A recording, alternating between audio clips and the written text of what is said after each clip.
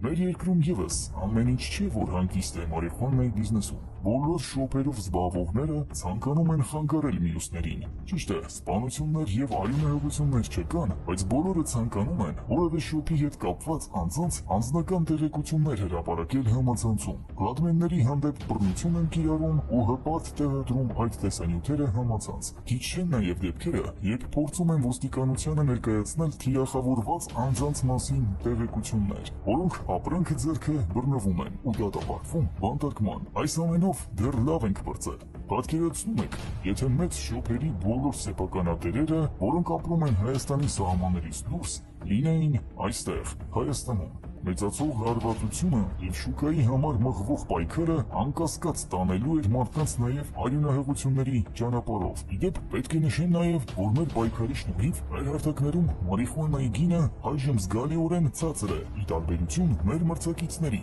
ովքեր նույն ապրանքը շատ ավելի թանկ են վաճառում, ստանալով գերշահույթ